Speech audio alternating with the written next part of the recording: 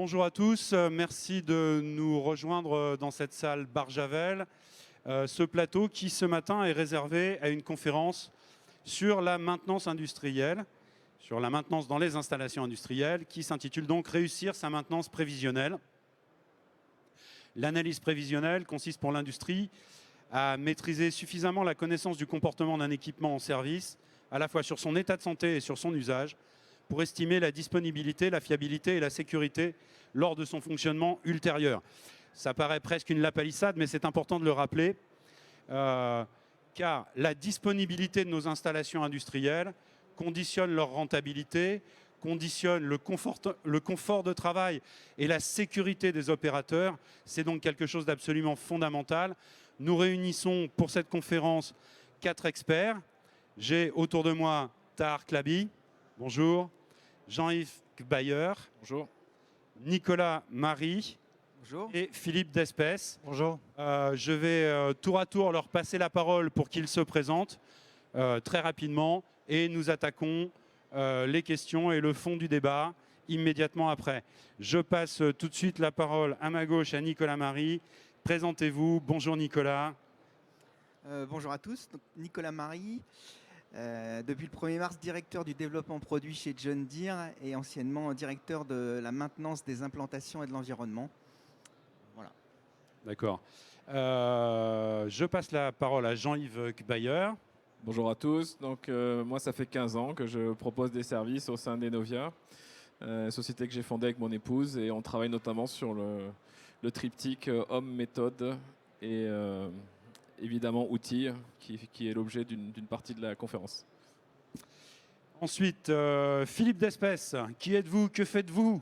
Bonjour, Philippe Despès, donc en charge du montage d'offres et de directeur commercial au CEA, qui a pour mission donc, de transférer des briques technologiques vers les industriels pour rendre compétitifs nos industriels français sur le territoire. Donc que ce soit des briques technologiques, que ce soit des algos, enfin, du logiciel ou du hardware. Tahar Claby, qu'est-ce qui vous a pris de nous rejoindre ici ce matin? Partager ma connaissance que chez Gruyère Énergie, donc en Suisse, je suis le responsable de la digitalisation de la maintenance sur un gros projet de, donc comme je viens de le dire, de mise en place de GMAO et d'Enterprise Asset Management. Alors, ça tombe bien que vous parliez de ça, parce que la première question qu'on se pose, depuis qu'on est rentré dans le cycle de l'industrie 4.0, c'est-à-dire quelque part la digitalisation des installations industrielles pour les rendre plus performantes et pour regagner des points de compétitivité et pouvoir se réindustrialiser. Cette digitalisation industrielle, est-ce qu'elle atteint aujourd'hui la maintenance et sous quel angle? Qu'est-ce qu'elle conditionne? À mon sens, on doit partir de la base, c'est-à-dire avoir un outil qui va fédérer en fait, le métier de la maintenance dans une société pour pouvoir ensuite adopter d'autres outils de technologie beaucoup plus avancés. Mais la base de la base, c'est d'avoir une structure d'équipement, une structure des équipements dont le métier de la maintenance va s'occuper, regroupé dans un logiciel et fédérer en fait, les utilisateurs à ce logiciel et déployer la maintenance et avoir une certaine organisation, une certaine rigueur dans le logiciel de maintenance. Philippe Despès. Oui, je rejoins le propos. Sachant que la maintenance prévisionnelle, effectivement, c'est un gros enjeu pour les entreprises aujourd'hui. Hein. On considère par exemple en France, c'est 400 000 emplois qui sont impliqués dans la maintenance de manière générale. Et on peut imaginer jusqu'à entre 30 et 40% d'économies dans les prochaines années d'ici 2025 grâce à la maintenance prévisionnelle. Donc c'est plus de 60 milliards d'économies qui seraient faites sur le territoire français, sur l'ensemble des industries. Après, comment fédérer ça? Effectivement, chaque entreprise a un petit peu ses logiciels, un petit peu ses us et coutumes. Et on va vers une digitalisation, c'est clair. Et chacun veut avoir soit ses outils pour se distinguer par rapport aux autres, soit aller dans l'open market et puis aller là-dessus, quoi. Donc voilà. Nicolas Marie, votre avis, vous?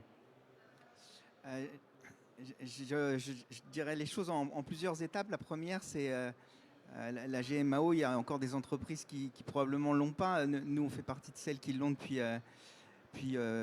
plus d'une vingtaine d'années. La vraie question, c'est de connecter les machines. C'est vraiment le premier point. Quand on parle de digitalisation, si la machine ne vous donne pas de données, vous n'avez rien. Donc la première étape, c'est de connecter les machines d'âge, j'ai envie de dire, de décennies différentes. de l'ultra moderne à la beaucoup plus ancienne, pour recueillir de la data et en faire quelque chose.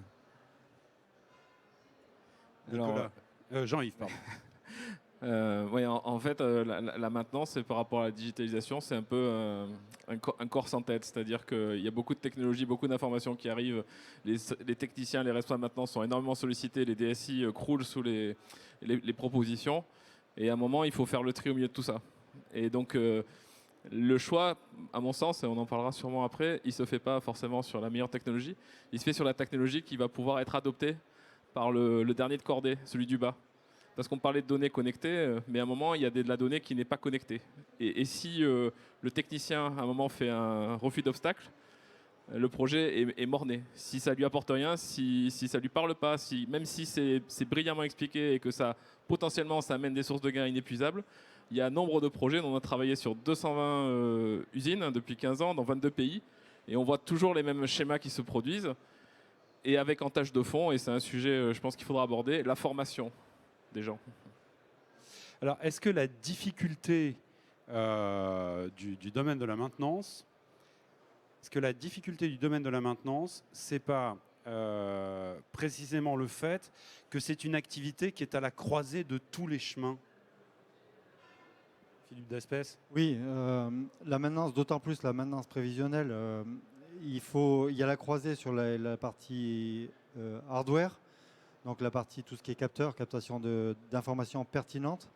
Donc on a la chance quand même d'avoir vécu ces dernières décennies sur une évolution du capteur qui est juste phénoménale, avec la miniaturisation, la baisse des coûts aussi des capteurs, les capteurs qui deviennent accessibles, des capteurs qui deviennent aussi autonomes.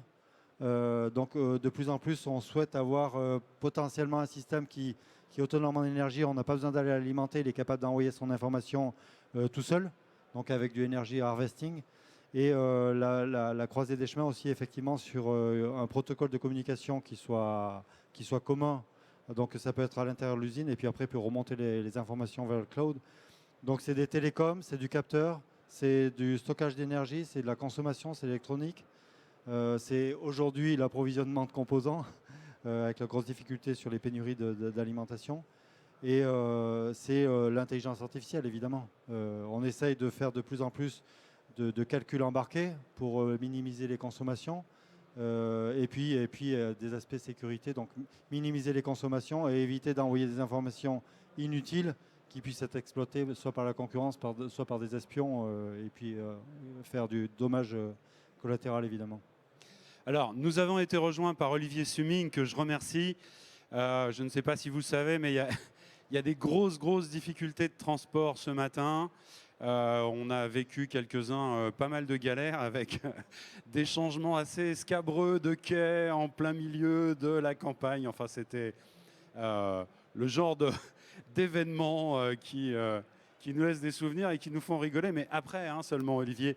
Alors, Olivier, je vais vous demander de vous livrer un petit exercice. C'est vous présentez rapidement, vous nous dites un petit peu à quelle organisation vous appartenez, ce qui vous rattache à ce marché de la maintenance prédictive qui nous réunit aujourd'hui. Et puis, puisque vous étiez en retard, vous allez être puni. C'est vous qui allez reprendre le micro immédiatement après pour compléter ce qu'on était en train de dire. Mais je vous reposerai la question. Présentez-vous, Olivier. Bonjour, Olivier Summing. Donc, je fais partie de Lube Marine, la direction Lube Marine, qui fait partie du groupe Total Energy. Donc, on est un fournisseur de produits lubrifiants et services pour le monde du shipping. Voilà. Tout ce qui concerne d'ailleurs la navigation en mer hauturière, en eau profonde, le deep sea spécialement. Voilà, alors, les questions qu'on se posait, c'était de savoir si la digitalisation aujourd'hui des installations industrielles a un impact sur la maintenance et quel est cet impact aujourd'hui, où est-ce qu'on en est de l'avancement, je dirais, de cette intégration du digital dans le monde de l'entretien des machines? Alors, je suis sur un secteur très particulier, donc je suis responsable du développement des services ou des solutions pour Lube Marine. Je suis un secteur très particulier qui est le monde de l'industrie maritime, la partie deep sea. Donc, il faut voir que c'est un monde qui est, donc c'est du B2B classique. C'est un monde qui est un peu en retrait du business de manière traditionnelle parce qu'ils ont face à eux différentes contraintes, notamment tout ce qui est navigation, tout ce qui est composants mécaniques, maintenance principalement, etc. Donc nous, en fait, on est vraiment là pour accompagner les armateurs, donc soit des armateurs, donc des propriétaires de navires ou des gestionnaires de flotte, pour promouvoir justement toutes ces étapes de maintenance, quelles qu'elles soient, aussi bien préventives que prédictives. Donc on a des solutions qui aujourd'hui sont développées pour les aider à travers le lubrifiant.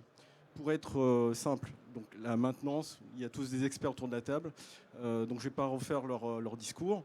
Nous, en termes de producteurs de lubrifiants, il faut voir, c'est que le lubrifiant, c'est un peu le sang qui circule dans un corps humain. À travers l'analyse du lubrifiant, on va pouvoir l'interpréter et définir justement quel est le niveau, l'usure, l'état en fait d'érosion qu'il peut y avoir au niveau d'un équipement, et en fonction de ça, donner des indications ou aider nos clients principalement dans un plan de maintenance quel qu'il soit, préventif, prédictif ou correctif. Alors justement, la lubrification quelque part, c'est le premier outil de maintenance qui a été développé dès qu'on a commencé à avoir des machines et qu'on s'est rendu compte qu'elles cassaient parce qu'il y avait une usure qui était trop prématurée. On va dire que quelque part, c'est un des composants les plus anciens du maintien en bon état des machines. Je ne crois pas trop me tromper dans ce domaine-là.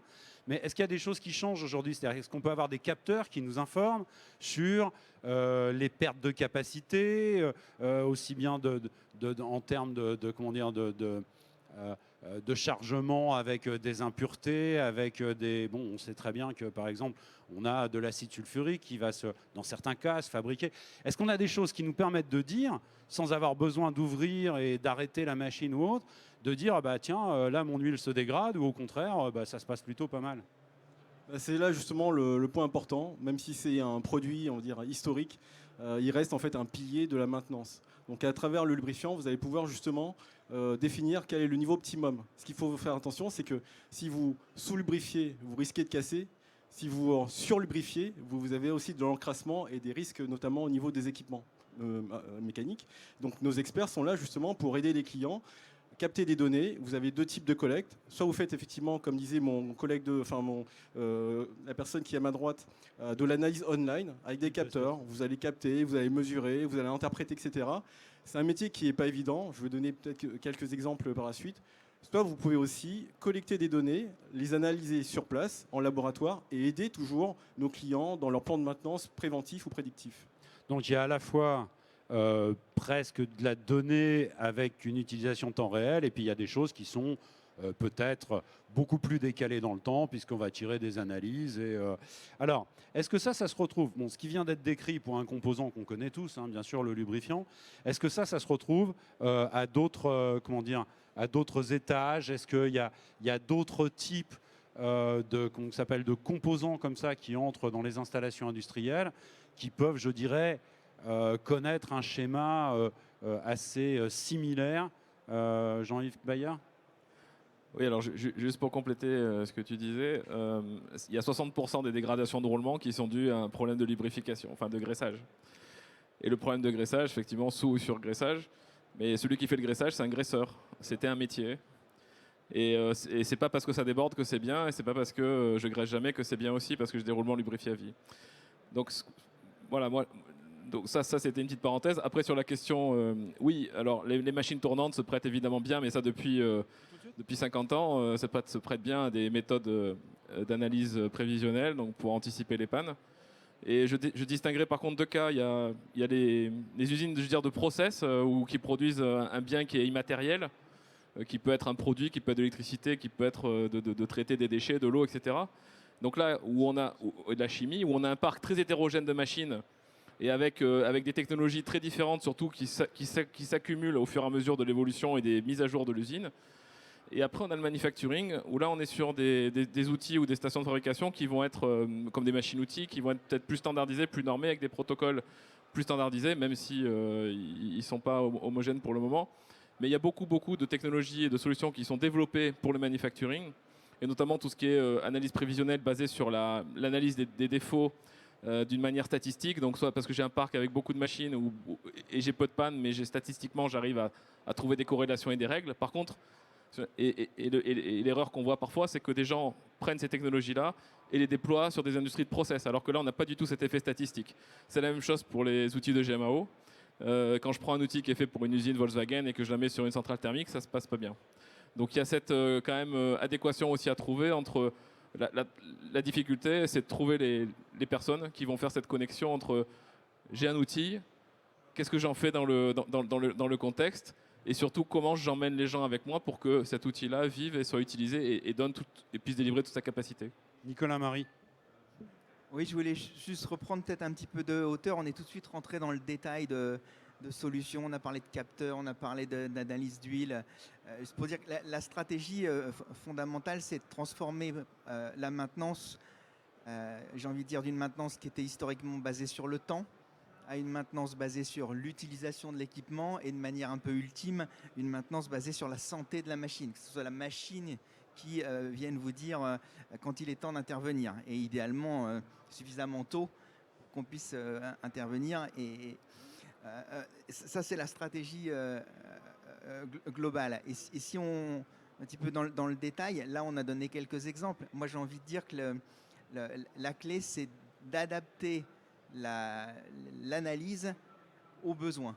Et donc d'une manière générale, nous ce qu'on regarde principalement, c'est analyser un signal de la même manière qu'on le fait en qualité, et dès l'instant que le signal est anormal, il se passe quelque chose.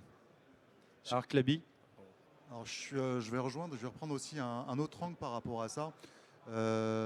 Lorsqu'on va parler de capteurs, d'analyse d'huile, etc., on est en train de vivre en ce moment une transformation, une digitalisation, une montée de technologies en puissance, mais aussi à côté de ça, à contrario, on a un vieillissement aussi des techniciens de maintenance. On part en fait avec des techniciens de maintenance qui vont travailler avec des connaissances assez anciennes, et du coup on va avoir un certain décalage. Donc tous ces processus de maintenance qui commencent à être de plus en plus externalisés parce que la connaissance elle n'est pas chez nous, et donc là on va externaliser ces connaissances-là via des sociétés d'expertise pour pouvoir leur apporter des analyses, etc.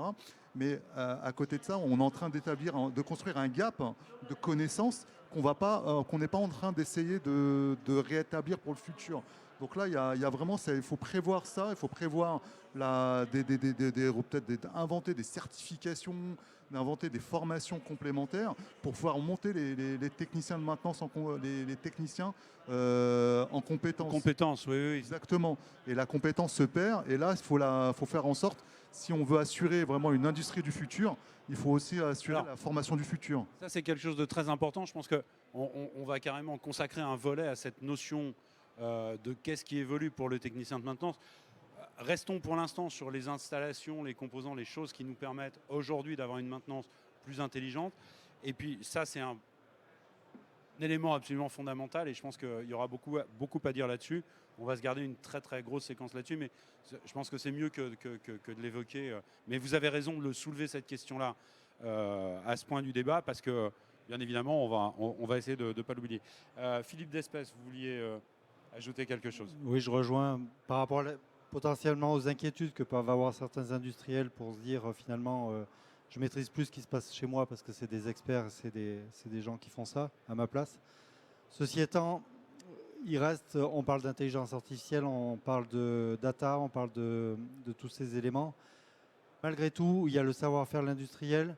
Une machine qui est en train de s'user sur un tracteur, c'est pas la même machine qui s'use sur un véhicule, qui s'use dans une usine, qui s'use ailleurs. Et on sait qu'aujourd'hui, les capteurs remontent des données brutes, mais derrière, il faut quand même de l'intelligence et un savoir-faire de l'industriel par rapport à son métier qui fait sa grosse valeur ajoutée. Et ça, il faut savoir le conserver, c'est clair. Il faut poser des brevets quand on peut poser des brevets. Il faut protéger ces informations parce qu'après, il y a tout ce qu'on appelle l'annotation des données, encore une fois, l'intelligence qu'on peut mettre derrière ces données brutes qui remontent. Il y a l'entraînement des calculateurs qui se feront derrière pour faire l'intelligence artificielle. Et cet entraînement, c'est un savoir-faire qui doit être maintenu dans l'entreprise, c'est clair. D'autant plus si on fait de plus en plus de tout ce qu'on appelle intelligence artificielle locale. Éviter de tout remonter dans le cloud. Dans la mesure du possible, si on peut calculer en local et remonter l'information utile et qu'il soit crypté, et pour que justement on évite de remonter tout à tout le monde. Mais je suis d'accord, il y a un gros enjeu par rapport à la formation, par rapport à avoir ce type de compétences en interne dans les industries. mais c'est définitivement clé. Si on perd ça, ça peut être dangereux, c'est sûr. Jean-Yves. Oui, donc si on prend encore un peu de recul, et puis notamment par rapport, on parlait de composants et sur quoi ça s'applique, je vais vous dire, c'est vraiment la première question à se poser, c'est qu'est-ce que je veux faire avec ces technologies, c'est-à-dire quel est mon problème déjà? Quel est mon problème et quelle technologie peut le résoudre? Mais si on ne part pas du problème, du besoin, et qu'on commence à partir de la technologie, c'est l'erreur assurée. Enfin, c'est quelque chose qu'on a vu, qu'on voit peut-être moins maintenant parce que les technologies sont matures, mais on fait des POC, alors c'est la DSI qui pilote, on fait des POC, des POC, des POC, et puis à la fin, le technicien, il voit passer des machins, et il sait pas forcément à quoi ça sert, et il se retrouve après soit avec une usine à gaz, soit avec rien du tout, ce qui crée beaucoup de frustration. Et deuxièmement, est-ce que c'est rentable? Parce qu'on peut dire, ok, je fais de l'IA, je rajoute des capteurs, je remonte tout dans mon cloud, ça me coûte un bras, je fais un beau projet avec une grosse SS2I, elle est contente, mais qu'est-ce que ça m'apporte à la fin? Comment je démontre en fait la rentabilité au final des technologies que j'ai mises en place? Ça soulève quelque chose qui me semble absolument important. La digitalisation, ça implique effectivement d'introduire dans des installations qui ne sont pas toujours très récentes, hein, parce qu'une machine s'amortit parfois sur 25 ans. Bon, pour le chef d'entreprise qui a des machines de ce type, la digitalisation, ça va être une lubie. Si on lui dit bah, vos machines, elles ont 15 ans, il faut les jeter. Donc bien évidemment, on va les équiper. Ça, c'est des process qui sont, je dirais, assez longs, qui se réfléchissent. Aujourd'hui, face à ces stratégies-là, quelle est la place qui est laissée à l'ingénieur qui s'occupe de la maintenance, à tout le pôle d'ingénierie qui s'occupe de l'entretien de l'équipement? Parce que si on déploie par exemple un réseau pour aller récupérer des données, bon, enfin voilà, on sait très bien qu'on a des bus de terrain, on a des réseaux aujourd'hui Ethernet industriels qui peuvent nous remonter de la donnée parfois en temps réel. On a même d'ailleurs un protocole qui a été développé par l'I3E dans ces questions-là. Donc il y a quand même des choses qui se passent. Quelle est la part qui est laissée à l'installation nouvelle, c'est-à-dire qu'en général, les gens qui vont étudier en disant bah, tiens, on va relier toutes les machines, etc. On va vous remonter de la donnée, vous allez apprendre à qualifier vos process, à améliorer vos temps de disponibilité d'équipement, etc., etc. Ensuite, on va séparer quand même le monde du manufacturing du monde du process. Hein. Mais là, je parle dans le domaine aujourd'hui de la digitalisation qui voit naître refondre des bus de terrain, créer des réseaux de concentration de données, créer aussi des fermes d'hébergement de ces données, des datamas, ce qu'on appelle le big data. On ne va pas toujours jusque-là. Des fois, c'est juste un serveur, ça dépend de la taille de l'entreprise. Mais qu'est-ce qui est aujourd'hui piloté? Qui est le pilote qui est dans l'avion? Qui est le copilote? Est-ce que c'est le désir d'aller vers la digitalisation pour l'amélioration des process industriels, mais est-ce qu'on tient compte des besoins de la maintenance dans ce domaine-là? Est-ce qu'aujourd'hui, la maintenance va être, je dirais, étroitement associée à ces stratégies-là, ou est-ce qu'elle reste un petit peu en retrait? Est-ce qu'il faut que... Et si elle n'a pas la place qu'on lui laisse, qu'est-ce qui aujourd'hui devrait être transformé pour que cette situation-là s'arrête? Qui veut prendre la parole? La question est compliquée, elle est peut-être mal formulée, n'hésitez pas à amender ce que je viens de dire. Tahar Clabi. Je vais prendre la parole, je vais prendre le cas que je connais, que je côtoie aujourd'hui. Je suis en plein processus de digitalisation des processus de maintenance d'une société qui a plus de 125 ans d'âge, on part from scratch. Moi, quand je dis on part from scratch, on part from scratch. Il n'y a strictement rien. On a un système de supervision qui existe, qui a été mis en place, mais aujourd'hui, au niveau des processus de maintenance, la digitalisation, il n'y a rien. Pour pouvoir mettre en place ce type de projet-là... Juste pour bien comprendre, ces gens-là, ils font de la maintenance. Tous les 3 mois, ils arrêtent le matos et puis... Voilà, tous les ans, on fait un arrêt de chaudière. Voilà. Donc, et puis, quand ça... En fait, c'est à l'eau les pompiers. Voilà, on part sur un lot les pompiers. Mais donc oui, on est en 2022 et puis on est à ce stade-là. Donc ça va dépendre en fait dans chaque société, ça va dépendre en fait de la maturité d'où est-ce qu'on est. Mais pour moi, à mon sens, le changement doit commencer d'en bas et la politique du changement doit commencer. Donc quand je dis d'en bas, c'est peut-être un mot péjoratif. Je déteste ce mot-là parce que c'est pas du tout en bas, parce que c'est quand même un élément clé. Pour moi, c'est la graisse, l'huile de la société, de la compagnie industrielle. C'est vraiment l'équipe de maintenance. Donc il faut vraiment faire en sorte qu'il y ait une adhésion complète des gars et faire en sorte qu'il y a un système, un plan de communication qui est fait du début, mais quand je dis début, même de l'idée de la mise en place d'un tel projet, depuis, voilà, c'est le plan de communication, la politique du changement qui vient du management, qui redescend en bas, pour moi, à mon sens, représente plus de 50% de l'élément du projet. La digitalisation en soi, aujourd'hui, on a la chance d'avoir des technologies de dernier recours, des SS2I, des experts en IT, des programmateurs Java, et j'en passe. Et ça, il n'y a pas de souci, ça va se faire. Voilà, on va le faire. Mais à un moment donné, le plus important, l'aspect humain, elle représente plus de la moitié de la partie du projet. Ça, je comprends bien, mais ce que je voudrais savoir, c'est dans cette stratégie que vous voyez être en train de se mettre en place, c'est auprès d'un de vos clients, c'est ça? Non, c'est mon employeur. Votre propre entreprise, pardon. Dans cette stratégie-là, est-ce que les gens de la maintenance sont intégrés dès le début dans la stratégie? Oui, c'est le cas. Oui, Est-ce qu'on tient compte moi, j'ai appris, correctement entre guillemets, moi, j'ai appris de mes erreurs passifs pour pouvoir éviter de refaire les erreurs.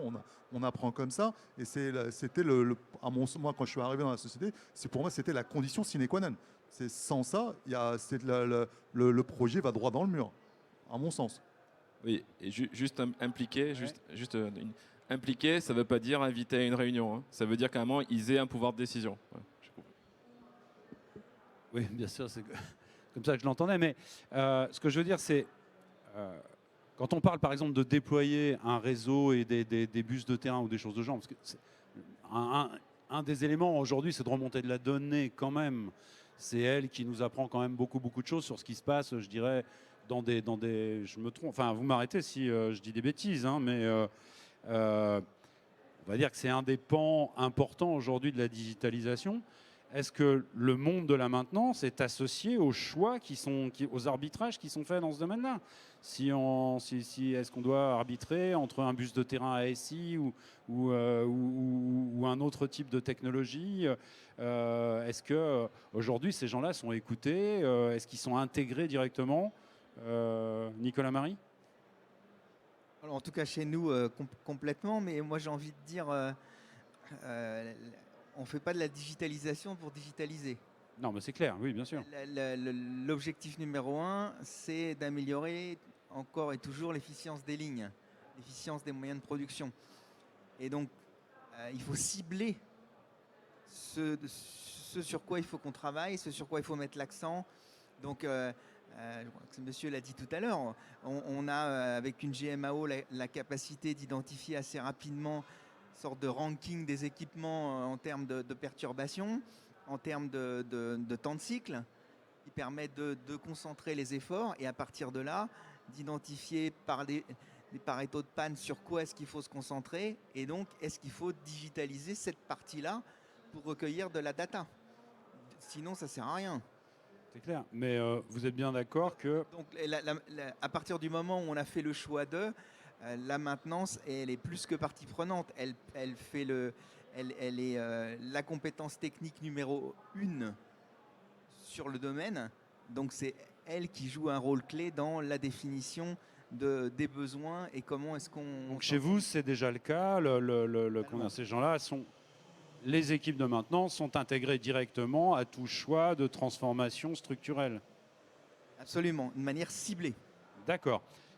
Philippe Despès, votre avis sur la question, si vous en avez? Alors par rapport à aux aspects humains, etc., je ne suis pas industriel, donc on n'est pas industriel, on est plutôt là pour proposer des technos aux industriels et je suis ravi d'avoir ces retours. Ma question, c'était plutôt justement cette adhésion des gens de la maintenance. Il faut la faire de manière forcée, enfin forcée, pas forcée, mais il faut évidemment que les gens, les experts de l'entreprise soient impliqués dans le projet, ça me paraît évident. Mais est-ce qu'il y a une crainte par rapport, ils se disent finalement tout va être digitalisé et je vais perdre mon boulot demain, ou je comprends rien et vous me saoulez avec votre maintenance prévisionnelle? Alors, c'est bien. Philippe pose les questions, mais vous avez raison. Non, vous avez raison. C'est une excellente question, c'est vrai. Je vais répondre. Alors c'est vrai que l'aspect humain sur cette question-là, elle est très importante parce que les techniciens de maintenance, ils ont besoin de reconnaissance. Ils ont un besoin de reconnaissance parce que c'est eux qui vont réparer la machine. C'est comme vous allez chez le médecin, vous avez d'être guéri derrière, vous dites merci docteur, au bout de 2 jours je vais être guéri. Là c'est pareil, l'exploitant, il va faire l'exploitation de ta machine, vous allez lui réparer, l'exploitant, ah, c'est bon, je récupère la machine. Donc il y a cette partie reconnaissance. Donc le fait qu'ils adhèrent un peu une partie, mais ils ont un peu ce caractère de je sais tout, c'est ma machine. Donc c'est des personnes qui vont avoir philosophiquement, qui ont un caractère fort. Et le fait d'adhérer avec des personnes qui ont des caractères forts, c'est touchy, c'est assez touchy comme truc, comme exercice. Mais il faut savoir les convaincre. Et il y a une partie où il faut qu'ils adhèrent, et il y a une partie aussi, à un moment donné aussi, il faut les obliger entre guillemets, quoi. Il faut que ça soit un peu des deux. Il faut aussi les tirer vers le haut et les pousser. Olivier Summing. Alors nous, c'est un autre contexte. En fait, on parle aussi des réalités du terrain. Ce qu'il faut voir, c'est qu'en 2020, on a subi une pandémie, donc des problèmes au niveau du shipping qui concernent des navires qui ne s'arrêtent jamais, des équipes qui restent à bord et qui doivent gérer un navire au-delà des périodes conventionnelles. Conventionnel, oui. Voilà, exactement. Vous avez aussi des règles, c'est qu'à bord, un navire en mer hauturière, allô les pompiers, ça ne marche pas.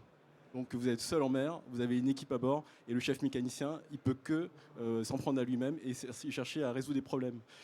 Si on prend un exemple, un navire qui est resté bloqué dans le canal de Suez, ça représente à peu près pour l'entreprise ou l'armateur de 8-9 milliards de frais par jour, 350 millions de frais par heure. Donc quelque part, on est aussi face à certains clients qui, eux, sont demandeurs de maintenance prévisionnelle ou prédictive pour les aider justement. Et un autre phénomène qui touche le shipping, c'est qu'on va aussi vers demain, le futur, c'est quoi? C'est des navires autonomes ou semi-autonomes.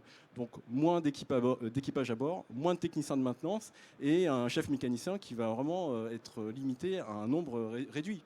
Donc forcément, tout ce qui peut les aider, la digitalisation, les modèles prédictifs, comment mieux piloter et prioriser mes tâches à bord, comment mieux interpréter pour savoir la sévérité de ce qui se passe, forcément, ils vont être demandeurs. Mais c'est vrai qu'on est face aussi à une vraie complexité.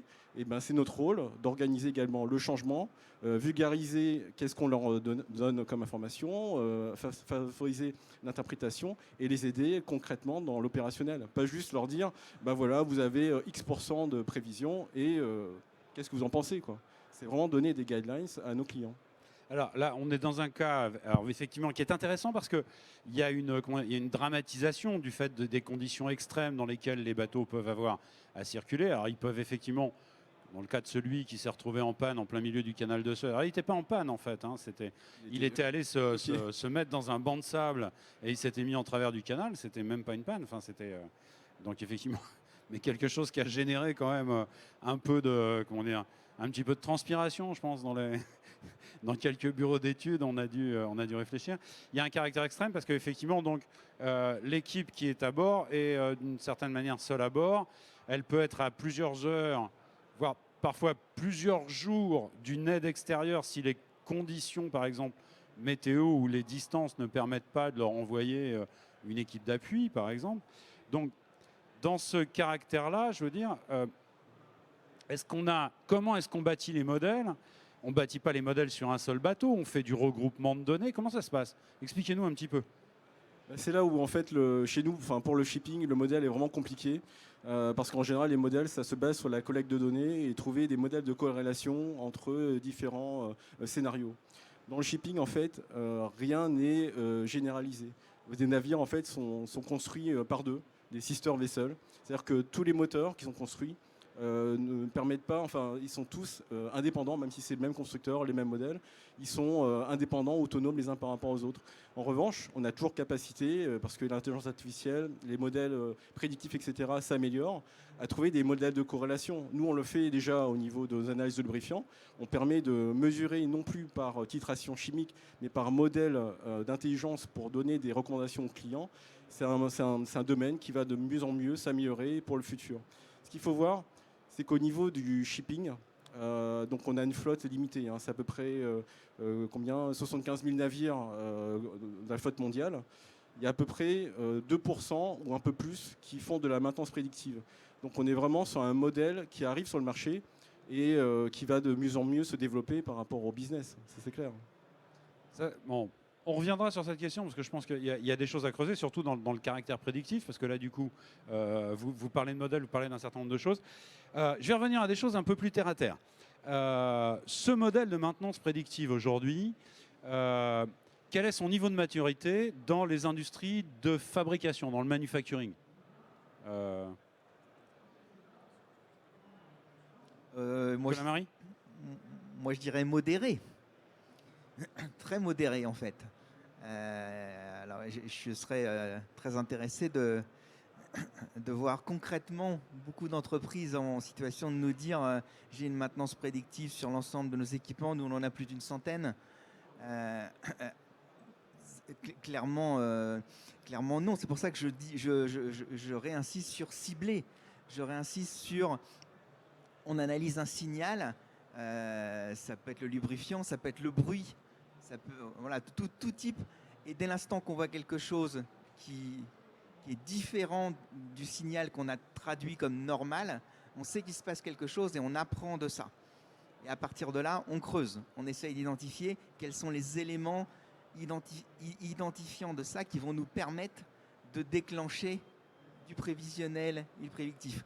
Pour prendre un petit peu de recul, aujourd'hui, la première étape, c'est d'essayer d'être encore plus performant sur le préventif. Le préventif, il existe depuis des années. Aujourd'hui, on commence à être en situation d'avoir un préventif qui va se déclencher par rapport à de l'information. Et non pas par rapport à tous les 3 mois, je change mon filtre. Mais par rapport à de l'information. Et en faisant ça, on est gagnant-gagnant parce qu'on va générer du temps opérationnel complémentaire et on va générer du temps à nos techniciens de maintenance pour apprendre, se développer, avancer sur des choses. Je vous donne très rapidement un autre exemple. Quand vous commencez à mettre des accéléromètres sur des électrobroches, eh bien, il vous faut un certain temps pour essayer d'évaluer à partir de quand le signal devient différent et à partir de quand il faut envisager le remplacement de cette électrobroche. Aujourd'hui, on est sur un cycle très très conventionnel avec les fournisseurs. Au bout d'un nombre de cycles, on récupère la pièce, on l'envoie en réparation, on prend une nouvelle du magasin et on tourne comme ça. On est convaincu qu'il y a de la marge, on est convaincu qu'il y a plein de choses à faire, mais ça prend du temps. Il faut que les données valident les scénarios. Donc, quelque part, vous, ce que vous êtes en train d'expliquer, c'est que cette maintenance prédictive, aujourd'hui, vous la concentrez, par exemple, sur un type de données, de la vibration, ou je ne sais pas, moi, par exemple, des écarts de température, ou avec un accéléromètre. Bon. Et vous traitez cette donnée-là et vous essayez, par des collectes successives de ces données, d'essayer de comprendre leur évolution. De trouver le seuil. De trouver le seuil. La clé, c'est le seuil. Voilà. D'identifier à partir de quel moment il faut faire quelque chose. Alors, est-ce que vous êtes tous d'accord avec cette vision-là? Ouais, moi, je suis très heureux d'entendre ça. Et en fait, il faut pour revenir vraiment aux bases, il faut voir la maintenance comme une pyramide, en fait. Et une pyramide avec au sommet la maintenance prévisionnelle.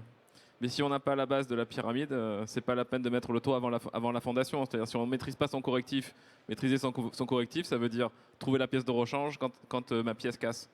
Si je ne maîtrise pas mon préventif, c'est-à-dire si je n'ai pas un plan qui tourne et effectivement avec un processus de retour d'expérience, c'est pas la peine que je m'attaque à la maintenance prévisionnelle. Si je n'utilise pas la maintenance conditionnelle, c'est-à-dire voilà, je fais une analyse d'huile, je fais une analyse vibratoire, je fais ça, voilà, et après j'arrive à ça. Mais de se dire ça va remplacer les trois autres étapes, c'est l'échec absolu. Tard. Alors moi, mon domaine, c'est vraiment l'expertise dans la GMAO et vraiment dans ces outils-là. Et je rejoins tout à fait ton analyse. L'évolution aujourd'hui, je vois maintenant, ça fait 15 ans que je suis dans le milieu, je vois l'évolution en fait des produits, des solutions. Là, dans les stands, je le vois. Et puis l'association avec du SCADA, avec des outils de supervision, ça nous permet de déclencher des plans de maintenance prévisionnels.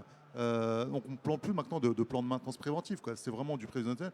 L'historique où je déclenchais sur un compteur horaire, où je déclenchais sur une périodicité, ça sera bientôt archaïque, mais ça va dépendre bien sûr de la maturité de la société. D'où est-ce qu'on est parti? Là derrière, on parle de 20 ans. 20 ans d'antériorité, là on peut commencer à réfléchir. Moi au CERN, ça fait plus de 30 ans qu'ils sont un même produit. il parle à réfléchir vraiment de prévisionnel. Donc là, on est vraiment sur des outils maintenant, on n'est plus sur de la GMAO, de l'EAM, maintenant on est plutôt sur de l'APM, sur du performance management et le monitoring. On va baser maintenant la maintenance sur du monitoring. On va diagnostiquer, on va regarder où est-ce qu'on est et l'affinage. Et je pense que le diagnostiqueur, la machine numérique, c'est ça en fait, la coordination entre nos outils de quotidien avec des diagnostiqueurs numériques IoT ou autres, les capteurs, les analyses de lubrifiants, je pense que c'est ce qui va nous aider à nous améliorer. Nicolas Marie, vous attiriez notre attention sur le fait que vous alliez chercher, par exemple, une donnée, vous alliez la suivre. Est-ce que vous faites la même chose en parallèle sur plusieurs données, j'imagine, parce que sinon, vous allez mettre un certain nombre de décennies à avoir, je dirais, des processus. Comment ça se passe? Oui, absolument. Je reviens, alors il faut une taille critique d'organisation pour mener tout ça. Tout à l'heure, vous parliez de l'humain, des personnes. Je pense qu'il faut différencier. Et nous, on a la chance d'avoir un secteur méthode maintenance qui travaille sur tout ça. D'accord. Et maintenance opérationnelle, très connectée aux méthodes maintenance, mais qui est, elle, dans l'exécution et qui est dans le correctif, l'exécution du préventif, avec un retour d'expérience. Et c'est cette collaboration qui fait avancer les choses. Donc on a une multitude de projets en cours. L'important, encore une fois, c'est l'efficience des lignes. On achète du temps, en fait. À chaque fois qu'on a l'opportunité d'avoir un succès sur ce type d'analyse et de procédé, eh ben on a gagné du temps et de l'argent et on est en situation de pouvoir l'étendre de manière exponentielle. Jean-Yves. Oui, je suis un peu à froid là. Peut-être pour voir si vous suivez. Donc l'idée c'est de savoir quels sont les choix. Est-ce qu'il y a des stratégies sur le type de données qu'on va se permettre de suivre, qu'on va plus facilement intégrer que d'autres? Alors au-delà du type de données, mais ça rejoint la question, il y a un truc qui s'appelle l'analyse de criticité, l'AMDEC pour ceux qui ont souffert de ça là, pendant les cours. Et dans l'étude de criticité, il y a un facteur qui s'appelle le facteur de non-détection en fait. C'est un nombre de 1 à 3. Globalement, 1, j'arrive à détecter et anticiper la panne. 3, j'arrive pas. Et donc, ça multiplie par 3 votre criticité. Si vous voulez la réduire, vous devez détecter la panne. Si on se base sur ce critère-là et on utilise cette méthode-là, sans faire des exercices de style, parce que c'est pas vraiment ma manière de fonctionner, mais ça donne une méthode, ça donne un guide et ça donne à un moment une justification de pourquoi on doit focaliser l'effort sur cette machine et pas sur celle-là en fait. Et ça prend en compte évidemment le REX, puisque le taux de défaillance c'est le retour d'expérience, les causes et les effets qui sont à un moment importants ou pas, et notamment les effets financiers sur la perte de production, sur la perte de sur le risque également évidemment sur la santé. Donc c'est une méthode qui est souvent vue comme un repoussoir, mais qui peut à un moment donner du cadre à une méthode et ensuite déboucher sur différentes méthodes, conclusions pardon, pour pouvoir optimiser sa maintenance, donc optimiser sa disponibilité. Ça peut être de rajouter du préventif, ça peut être d'avoir des pièces en stock de rechange, ça peut être effectivement de rajouter des capteurs. Mais tout ça, ça part d'une réflexion structurée et construite et qui est collaborative. Alors, est-ce qu'il y a des spécificités, par exemple, qui se rattacheraient plus facilement aux industries de process, qui, donc, par définition, sont des industries de production continue, hein. On peut éventuellement interrompre quelques minutes la fabrication d'une voiture, mais par contre... Pas le chauffage, quoi. Mais pas l'électricité. Ou l'électricité. Non, ou je pense par exemple à la chimie. Je pense à le domaine de la chimie. Est-ce que quelqu'un veut faire un... Oui, Philippe? Par rapport, on revient sur l'aspect réticence et puis intégration de ce type de maintenance prévisionnelle dans l'industrie. Ce qu'on voit, parce qu'on est en contact de nombreux clients qui cherchent justement à faire de la maintenance prévisionnelle dans leurs usines, on voit 2 types de clients. Il y a les clients qui ont un nouveau marché. Typiquement, on le voit énormément en ce moment dans le véhicule électrique. C'est un nouveau marché, c'est finalement des nouvelles personnes aussi dans les entreprises qui arrivent. Et puis, on part de rien. Ce qui est très compliqué dans les entreprises, c'est la fameuse legacy. C'est comment je fais pour faire le background et tout ce pour maintenir les machines que j'ai installées depuis 20 ans. Et c'est vrai, quand on part d'une feuille d'une page blanche, entre guillemets, c'est quelquefois plus facile. On a les cerveaux aussi qui sont plus ouverts pour l'installer dès le départ. Et je suis prêt à parier qu'un Tesla aujourd'hui, et c'est sûr qu'ils ont de la maintenance prévisionnelle et ils sont beaucoup plus avancés que les autres, parce qu'entre guillemets, ils n'avaient pas cette ficelle au pied pour démarrer et partir d'une feuille blanche. Mais après, ils l'auront aussi, il n'y a pas de problème, il suffit d'attendre. Mais c'est comme ça, c'est la vie. Et par contre, dans les industriels qu'on rencontre aussi, il y a des industriels historiques et qui ont une vraie volonté et qui voient qu'ils n'ont pas le choix pour justement éviter ces nouveaux entrants qui peuvent du jour au lendemain leur siphonner leur marché parce qu'ils n'ont pas anticipé. Alors, la maintenance prévisionnelle, c'est un volet, mais on ne fait pas une industrie, on ne devient pas numéro 1 mondial qu'avec la maintenance prévisionnelle, mais c'est un volet qui en fait partie et ça donne l'état d'esprit de l'entreprise. Et c'est sûr que si une entreprise aujourd'hui n'a pas cette volonté intrinsèque de vouloir se digitaliser de manière générale, ça va être compliqué, c'est sûr, parce que les trains vont là-dedans. Donc voilà. Après, on parlait de capteurs. On parlera peut-être plus de techno après. Oui, on va. Je vais rebondir sur le mot que tu viens de dire, vouloir se digitaliser. Vouloir se digitaliser, à mon sens, les types de sociétés, c'est le vouloir. C'est qui va le vouloir, ces types de sociétés, à mon sens, c'est celles qui vont faire du flux continu, celles qui n'ont pas de redondance au niveau de leur process d'industrialisation et celles où leurs marges doivent se faire sur de la quantité. Donc, c'est-à-dire que ça va être tout où est-ce que vous allez faire le moins de plus-value sur vos produits finaux. Et là, vous êtes dans une obligation, même pas de vouloir, c'est de devoir le faire. Si moi, je fais une analyse, maintenant ça fait quelques années que je suis installé en Suisse, si je veux prendre un vue macroscopique, là, c'est vraiment, je fais une comparaison par rapport au marché suisse et le marché français. Le marché suisse, moi, j'ai quelques confrères qui sont dans l'horlogerie. L'horlogerie, demain, Rolex ne va pas vouloir faire de la digitalisation de masse. Pourquoi ? Parce qu'ils vont faire beaucoup de plus-value sur leurs produits. Et du coup, le cash flow qu'ils engendrent derrière n'a pas de nécessité en soi de devoir faire ce genre de projet de digitalisation. Donc du coup, en fait, on va être en décalage. On va être dans des grands groupes industriels qui ont peut-être dans la cimenterie ou dans le produit de la cimenterie, où est-ce qu'on a beaucoup de redondance dans la cimenterie. C'est-à-dire qu'une machine, on va tout doubler. On va tout doubler de risque parce qu'on est toujours dans du flux continu. Donc du coup, le risque de la digitalisation ne va pas trop l'opérer. Parce que quoi qu'on sait, on sait que ça va devoir fonctionner. Il y a une machine qui casse, l'autre prend le relais dans les 5 secondes qui suivent, et ainsi de suite. Donc on est en train quand même de parler de digitalisation, mais là, dans le futur, on va être vraiment sur une partie des sociétés, une partie des industriels, mais pas tous. La digitalisation, elle va être dédiée à une partie du business, une autre partie sans. Et par contre, le marché de l'emploi fait que les techniciens vont passer de boîte en boîte, de société en société, et en fait, ils vont se ramasser des connaissances et pas de connaissances. Donc là, j'ai remis peut-être un peu sur la table le sujet du savoir, mais voilà, moi c'était par rapport à ce vouloir.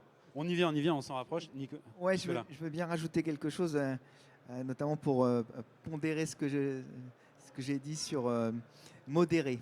Quand je disais modérer, je parlais des usines, d'accord, des moyens de fabrication pour lesquels, effectivement, le processus sera très long. Sur nos produits, par contre, on est très avancé. Parce que sur nos produits, il y a une expertise depuis des années de machines connectées et d'avoir de la donnée qui fait qu'on est en situation de pouvoir avoir un concessionnaire qui arrive avec sa pièce chez l'agriculteur et qui la remplace dans la nuit avant que la défaillance intervienne le lendemain. Parce qu'on a appris au fil des années. Donc sur le produit, parce qu'il y a une masse qui permet d'acquérir de la donnée, de cibler encore une fois sur quoi on travaille et de progresser beaucoup plus vite, on est plutôt avancé. Par contre, dans les usines, dans la capacité de fabriquer des choses et de contrôler nos machines et de progresser sur celles-là, là, on est plus modéré. Ça va moins vite, bien sûr, ça va moins vite, parce que l'acquisition des connaissances est beaucoup plus lente, c'est sur des sites... Et puis la machine, vous en avez une, vous en avez 2, 3, vous n'en avez pas 40 000 par an. Oui, enfin, je peux qu'abonder dans ce sens, c'est sûr. Oui. Après, tout à l'heure, tu parlais beaucoup de ROI. Effectivement, il faut un ROI, il faut que ça se justifie. Après, évidemment, dans l'industrie, c'est le cœur du. On cherche à ce que ça soit rentable. On ne va pas faire ça pour le plaisir. Après, il y a des secteurs où c'est beaucoup plus tendu. Typiquement, une centrale nucléaire, on ne va pas hésiter à faire de la maintenance prévisionnelle dans le sens où si on peut rajouter des capteurs et des moyens de prédiction par rapport à ce qui peut se passer demain, on le fait, évidemment. Par rapport à ton commentaire sur l'horlogerie et l'industrie du luxe, de manière générale, qui ne se digitalise pas, méfiance, ils se digitalisent beaucoup plus. Enfin, ça ne sera peut-être pas sur le cœur de métier pour fabriquer la montre, et encore, j'en doute, enfin, pourquoi pas, mais ça va être sur leur digitalisation de leur magasin, de leur chaîne de production, peut-être leur sous-traitants, leur logistique. Voilà. Mais après, j'entends, et effectivement, ils ont une valeur ajoutée qui fait que c'est finalement leur différenciant qui se fait sur autre chose, quoi. Ça sera la digitalisation pour collaborer sur du lean management, par exemple, pour réduire les temps, réduire les coûts de fabrication, mais pas de la digitalisation à foison au niveau IoT, c'est sûr. Je voudrais qu'on dise quand même quelques mots sur la place de l'intelligence artificielle dans ces schémas de maintenance prévisionnelle. J'imagine qu'il n'y a pas grand-chose de prêt pour l'instant, parce que même dans tout un tas de pans de l'industrie, l'intelligence artificielle reste quand même quelque chose qui est en développement, qui est en croissance, mais il y a beaucoup d'approches là-dessus. Mais c'est des domaines sur lesquels vous réfléchissez déjà, vous pensez déjà. Qu'est-ce qui il se fait des choses? Pas du tout, Nicolas? Ah oui, on fait plein de choses, ça c'est sûr. Encore une fois, sur les machines, on fait énormément de choses, notamment autour du e-learning, pour progresser dans la connaissance et la capacité à comprendre un modèle, répliquer un modèle. Et on le traduit aussi sur les équipements dans les usines. L'exemple que je peux donner, c'est l'analyse des temps de cycle, qui permet d'identifier et de cibler des actions sur les machines grâce à un modèle qui comprend, qui analyse le temps théorique et qui le fait beaucoup mieux que ce que l'homme arrivait à faire tout seul. Donc oui, il y a plein de choses. Alors, il y a plein de choses qui sont à faire. Est-ce que la maintenance industrielle est un secteur qui va attirer facilement des jeunes, ou d'ailleurs pas que des jeunes, mais des talents tout court, qu'ils soient jeunes ou moins jeunes? Est-ce qu'aujourd'hui, c'est un domaine qui réussit à attirer les cerveaux, les compétences dont il a besoin pour se nourrir de nouvelles connaissances, de nouveaux savoirs? Jean-Yves? Alors moi, je mets ma casquette, je suis délégué PACA de la FIM pendant mes nuits.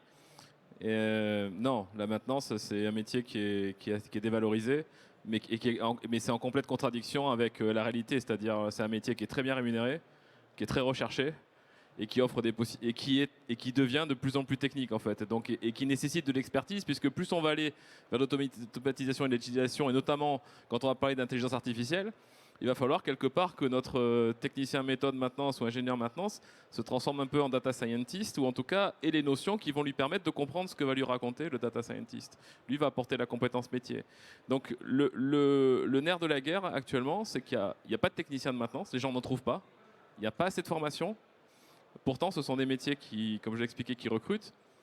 Et je vous dis, un des gros problèmes qu'on a, et le fait qu'il y ait des problèmes d'adoption de ces nouvelles technologies, c'est le fait aussi que dans les usines, en général, les concepts de maintenance ne sont pas maîtrisés. C'est-à-dire, c'est pas des gens qui viennent de la maintenance, c'est des gens qui sont arrivés à la maintenance. C'est-à-dire, c'est un électromécanicien, un mécanicien qui devient responsable méthode. Mais je ne dis pas qu'il faut être un théoricien, mais un MTBF, un article, une fonction, une pièce de rechange, tout ça, c'est des notions qui ne sont pas acquises. Donc quand on va commencer à vouloir construire là-dessus, c'est un édifice qui est branlant, et c'est un des gros enjeux du 21e siècle en tout cas. Et sur les bateaux autonomes, il y aura la seule personne qui restera, moi je vous mets ma main coupée, ce sera un technicien de maintenance. Alors, Nicolas Marie et Tahar Clabi juste après. Nicolas, sur cette question des compétences des gens, des nouveaux profils dont la maintenance a besoin, d'abord, quels sont-ils et comment les attirer à venir vers ce secteur? Alors encore une fois, on différencie le produit et on différencie la maintenance J'entends bien. dans les usines. La maintenance dans les usines, on est à la croisée des chemins. On a encore énormément besoin, et je pense qu'on en aura toujours besoin, du mécanicien de maintenance, de l'automaticien qui est sur le terrain, mais on a besoin de cette compétence méthode, maintenance, nouvelles technologies, data scientist de plus en plus, et arriver à faire cohabiter les deux mondes. C'est un métier en tension, ça c'est vrai. Il faut être attractif, et pour ça il faut amener de la technologie dans l'entreprise pour attirer les talents. On est bien rémunéré dans la maintenance? On est plutôt bien rémunéré dans la maintenance. Je dis ça, peut-être que certains vont dire j'ai dit des bêtises, mais on est plutôt bien rémunéré dans la maintenance. Maintenant, il faut travailler sur un collectif, j'ai envie de dire. On a parlé maintenance, là, on a besoin de l'appui des méthodes, pas que méthode maintenance, mais pour définir le produit de demain. Méthode opérationnelle, oui. Et être en phase avec tout ça de manière à ce que, et également le développement produit, pour que tout ça soit cohérent et qu'à la conception, on intègre la maintenabilité et le développement durable. Donc, Même question, comme les hommes, justement. C'est vous qui aviez soulevé d'ailleurs ce problème. Ouais, c'est vraiment une problématique majeure. Alors c'est ce que tout à l'heure je parlais de reconnaissance. Le métier de la maintenance est mal reconnu. À mon sens, dans les sociétés aujourd'hui, on pense que le corps de maintenance, en fait, c'est l'unité de dépense. C'est pas une unité de profit. Donc le fait est déjà d'imaginer que si on inverse les rôles et on compare que les économies réalisées avec la maintenance sont plutôt, on les considère plus comme des profits. Donc déjà de réputation, le métier de maintenance dans la société va augmenter. Donc plus on va leur donner une meilleure réputation et plus il y aura une attractivité des jeunes. Et donc voilà, donc il y a cet aspect-là. Et après, je dirais, c'est comme l'offre et la demande. Si les jeunes ils veulent adhérer au métier de la maintenance, les salaires, il faut les négocier. Et puis je pense que là, il y a plus de demandes que d'offres. Donc voilà. Alors, très vite. En une seconde. Je vous demande vraiment 20 secondes parce qu'on a dépassé le temps. Il est 11h32. Il faut qu'on laisse la place. On a démarré en retard. Il faut absolument qu'on laisse la place. Donc vraiment 30 secondes, Nicolas. Et puis peut-être un dernier mot aussi d'Olivier. Non, je voulais juste conclure par rapport à ce que tu viens de dire. On dit souvent la maintenance, historiquement, c'était la mine.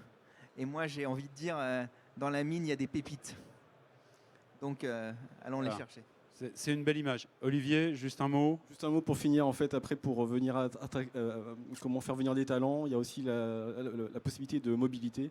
Donc un mécanicien à bord d'un navire peut devenir chef mécanicien, encadrer une équipe, peut devenir navigant, officier, capitaine, et revenir à terre et devenir aussi superintendant, donc gestionnaire de navire. Donc tout ça fait en sorte que c'est un mécanisme. Je pense que la maintenance n'est pas morte, hein. Les talents vont toujours venir, c'est de plus en plus dur, c'est clair. La digitalisation et toutes ces perspectives, j'espère, seront positives pour le futur. Merci à tous. Ça sera le mot de la fin. Je prie à ceux qui nous suivent d'excuser le retard qu'on a pris et on leur laisse la place immédiatement. Merci à tous de nous avoir suivis. Bonne journée, bon salon.